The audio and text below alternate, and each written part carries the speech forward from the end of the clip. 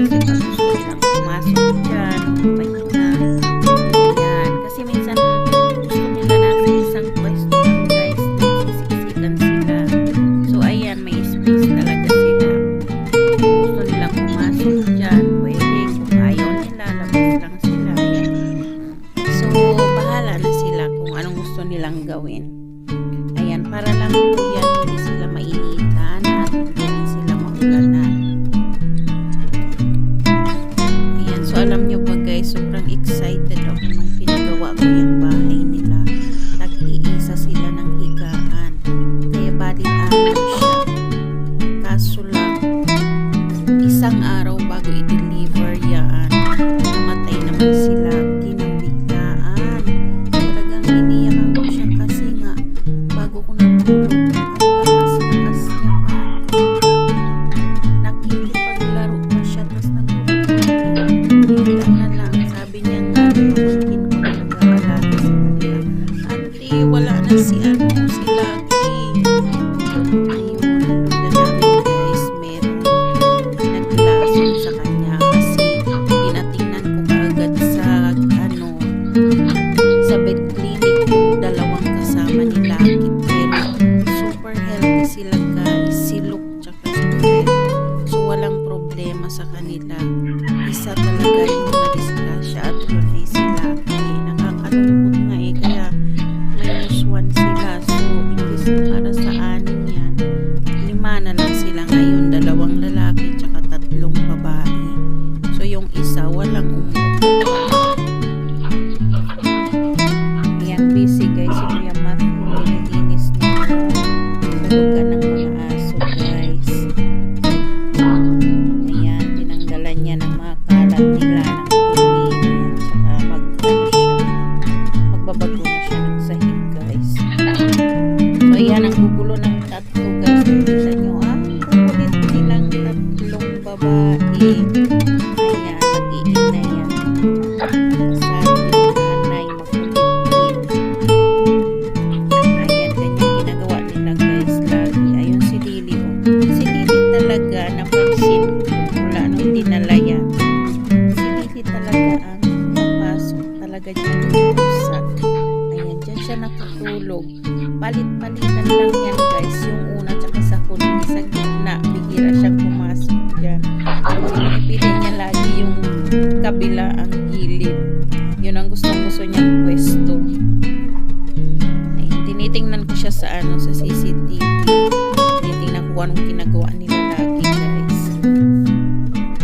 Gusto ko sanang pagsamahin sila lahat, pati yung mga boys. Kaso lang guys, nakakatakot kasi baka dumami sila ng gusto.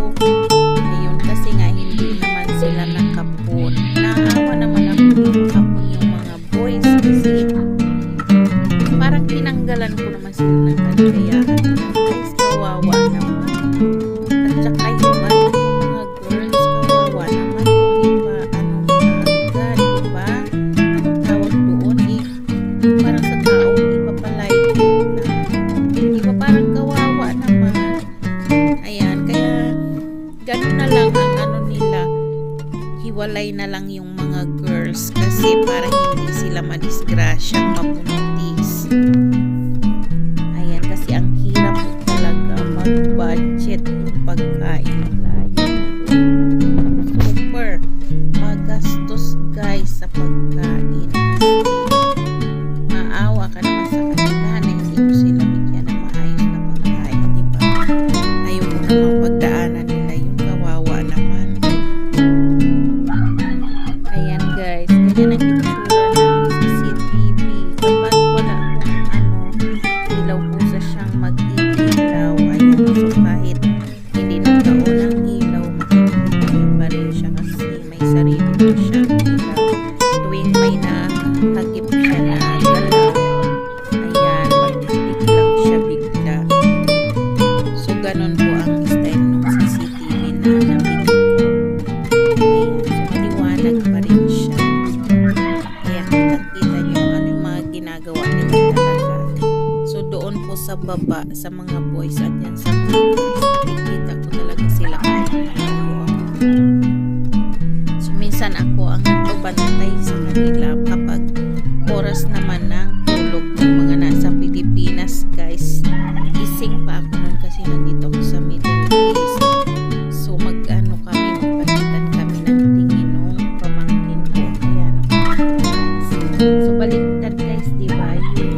Yung aso na bantay dapat tao naman ang nagbabantay sa kanila, guys. Baliktad lang mundo, diba? Grabe. Kaya nandyan sila sa taas. Hindi po namin sila masyadong pinapalabas talaga dito sa labas ng gate kasi delikado para sa kanila.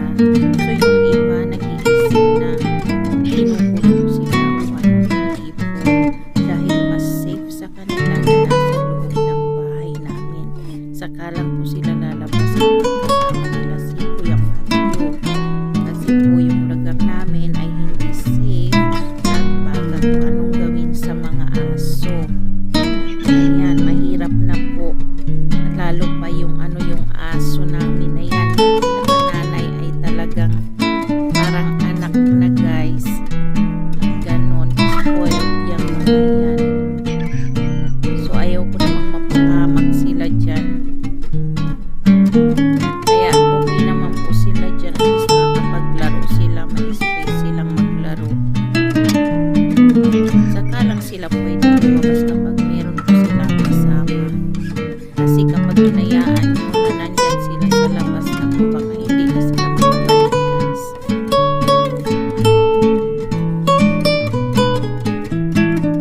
Kaya nakita nyo, guys, si Lily yan. Pumapasok siya.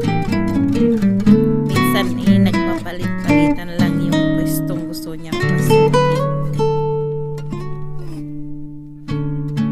Hala, pinasok naman na ni Kuya Matthew, guys. Ayan, tinitingnan niya lang, guys. Kasi nga, hindi niya pa natanong kung paano i-unlock yung sa gulong ng ng bahay ng mga aso, guys. May gulong po yan para kapag gustong hilahin at ilipat ng pwesto, pwede. Ayan, so ito kasi tatanong niya yan kung paano, guys. Mabigat po yan kasi bakal nga talaga. Yung bakal yung nila, harang nila. Tapos yung sa sa sahig nila, guys, tiles yung nakalagay para pwesto. Ayan, so nilapit-lapit ni Kuya Matthew, guys, kasi baka mahangin. Ayan, para hindi sila masyadong mahanginan dyan.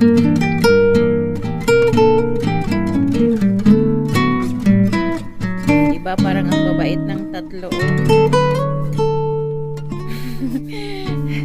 nagloloko sila ni Kuya Matthew, guys. So, wala pang gustong pumasok. Ayan, kahit meron na silang bahay, guys, gusto nilang magsiksikan. Minsan gusto nila dyan sa pinakagilid-gilid talaga. Yun ang paborito nilang pwesto. So ayan, sinubukan ni Kuya Matthew na pagsamahin silang tatlo, guys. Ayan, si Lulu. Kasya po sila sa isa